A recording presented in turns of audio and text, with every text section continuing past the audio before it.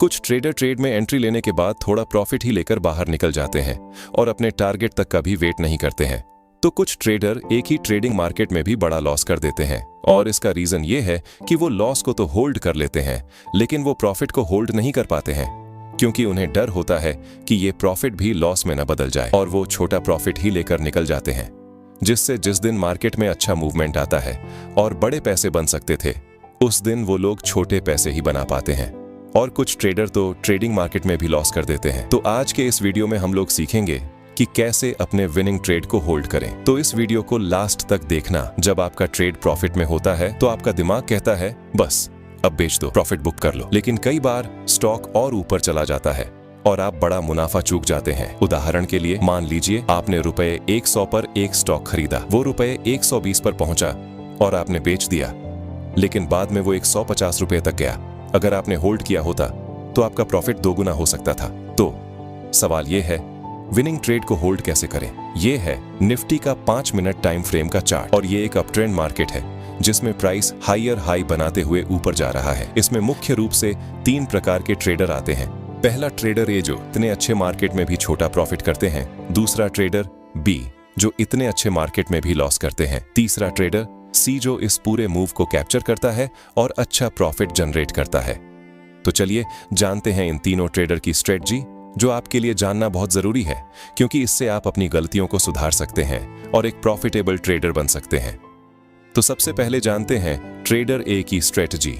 ये ट्रेडर अपने सेटअप को देखकर ट्रेड में एंट्री तो बना लेते हैं और अपना स्टॉप लॉस और टारगेट सेट कर देते हैं, और जब प्राइस उनके डायरेक्शन में बढ़ता है तो उन्हें छोटा सा प्रॉफिट दिखने लगता है। लेकिन जैसे ही मार्केट पुल बैक लेता है और रेड कैंडल बनती है, उन्हें डर लगने लगता है कि जो छोटा सा प्रॉफिट हुआ है वो कहीं लॉस में न बदल जाए, इसलिए वो ट्रेड से जल्दी एग्जिट हो जाते हैं। उन्हें होता तो है प्रॉफिट, लेकिन छोटा, और जब लॉस होता है तो बड़ा हो जाता है, जिससे ऐसे ट्रेडर कभी प्रॉफिटेबल नहीं बन पाते हैं, क्योंकि वो धीरे धीरे लॉस में ही जाते हैं। ये 4 बार छोटा छोटा प्रॉफिट कर लेते हैं, लेकिन एक बार के लॉस में सारा पैसा गंवा देते हैं। उदाहरण के लिए मान लो ट्रेडर ए ने निफ्टी के कॉल को 100 रुपए में खरीदा और 110 रुपए पर ही बेच दिया, जबकि स्टॉप लॉस 80 रुपए पर सेट किया था। मतलब लॉस 20 रुपए, प्रॉफिट 10 रुपए। ये रिस्क रिवॉर्ड बहुत ही बेकार है। इससे उनका 2 बार का प्रॉफिट एक बार में ही चला जाएगा, और ऐसा बार बार होने से उनका टाइम खराब होता है, कैपिटल खत्म हो जाता है और वो मार्केट से बाहर हो जाते हैं। अब इसके पीछे के कारण क्या है? पहला, ज्यादा लॉट साइज। कुछ ट्रेडर शुरुआत में ही ज्यादा लॉट से ट्रेड करने लगते हैं, जिससे थोड़ा भी कैंडल का मूवमेंट बड़ा लॉस दिखा देता है। इससे उनकी मानसिकता खराब हो जाती है और वो ट्रेड को होल्ड नहीं कर पाते। दूसरा, सही ज्ञान का अभाव। कुछ ट्रेडर को ये पता ही नहीं होता कि मार्केट कहां तक जाएगा या कितना जाएगा। वो ट्रेड तो ले लेते हैं, लेकिन उनके मन में डर बना रहता है कि कहीं मार्केट यहां से रिवर्स ना हो जाए, इसलिए वो थोड़ा सा ऊपर जाने पर ही एग्जिट हो जाते हैं। तीसरा, कैपिटल का सीमित होना। देखो, ट्रेडिंग में कैपिटल बहुत जरूरी है, क्योंकि बिना कैपिटल के हम ट्रेड नहीं कर सकते। और अगर तुमने किसी से उधार या लोन लेकर ट्रेडिंग शुरू की तो ये भी एक कारण हो सकता है डर का, इसलिए तुम थोड़ा सा प्रॉफिट लेकर ही बाहर निकल जाते हो। इसलिए ट्रेडिंग उसी पैसे से करो जो तुम्हारा खुद का हो, क्योंकि अगर तुम किसी से उधार लेकर ट्रेड करोगे तो तुम्हारे मन में हमेशा डर रहेगा कि कहीं ये ट्रेड लॉस ना हो जाए। इसलिए ट्रेड किसी से पैसे लेकर मत करो, खुद के पैसे से करो, ताकि जब भी ट्रेड लो तो बिना डर के सही एंट्री और एग्जिट ले सको। अब बात करते हैं ट्रेडर बी की, जो अच्छे मार्केट में भी लॉस करते हैं। ट्रेडर बी की स्ट्रेटजी। ट्रेडर बी सबसे पहले प्लान तो बना लेते हैं, स्टॉप लॉस और टारगेट भी सेट कर लेते हैं, लेकिन उन्हें ट्रेड लेने में डर लगता है, क्योंकि उनके पास कॉन्फिडेंस नहीं होता। वो सही जगह पर ट्रेड नहीं ले पाते। जब कैंडल इनके डायरेक्शन में जाता है तब ये ट्रेड में एंट्री लेते हैं, लेकिन जैसा कि आप जानते हो, प्राइस कभी भी सीधे ऊपर नहीं जाता। वो कुछ कैंडल के बाद एक छोटा पुल बैक लेता है, लेकिन ट्रेडर बी वहां एंट्री लेता है जहां पुल बैक आने वाला होता है।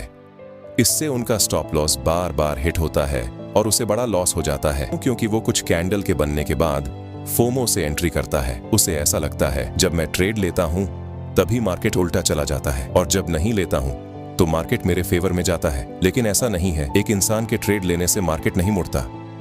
मार्केट को मूव कराने के लिए बहुत सारा पैसा लगता है। जब भी प्राइस बढ़ता है वो छोटे छोटे करेक्शन करता हुआ ही बढ़ता है, लेकिन ट्रेडर बी हर बार कुछ कैंडल के बाद ट्रेड में एंट्री करता है और जैसे ही एक रेड कैंडल बनती है वो डर के मारे एग्जिट हो जाता है और नतीजा एक बड़ा लॉस, क्योंकि उसने कई बार एंट्री ली, हर बार छोटा छोटा स्टॉप लॉस हिट कराया। इसीलिए अगर आप एक प्रॉफिटेबल ट्रेडर बनना चाहते हो तो एक दिन में 10 से 20 ट्रेड लेने से बेहतर है कि सिर्फ 3 लॉजिकल ट्रेड लो और उसमें एक स्ट्रॉन्ग प्लान और सही स्टॉप लॉस सेट करो, जिससे ज्यादा चांस होगा कि आपका ट्रेड सही हो। चलो अब जानते हैं ट्रेडर सी, जो कि एक प्रो लेवल का ट्रेडर है जिसने बेस पर अपनी एंट्री बनाई और स्टॉप लॉस और टारगेट 1:2 रखा।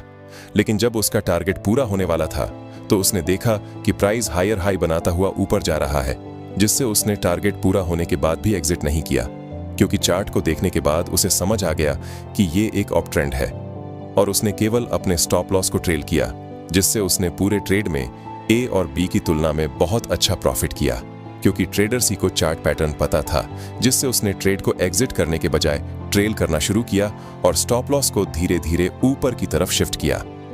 जैसे जब मार्केट ऊपर जाए तो आप स्टॉप लॉस को रिसेंट स्विंग लो पर सेट करें, और ऐसा आप तब तक करें जब तक एक बड़ा रेड कैंडल ना बने या ऐसा लगे कि मार्केट यहां से मुड़ सकता है।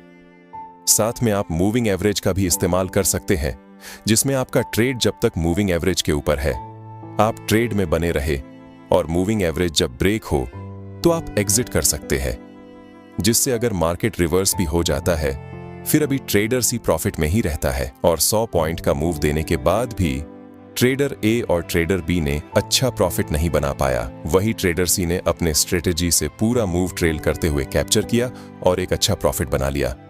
तो चलो जानते हमें क्या करना चाहिए जिससे हम लोग विनिंग ट्रेड को लंबे समय तक होल्ड कर सकते हैं।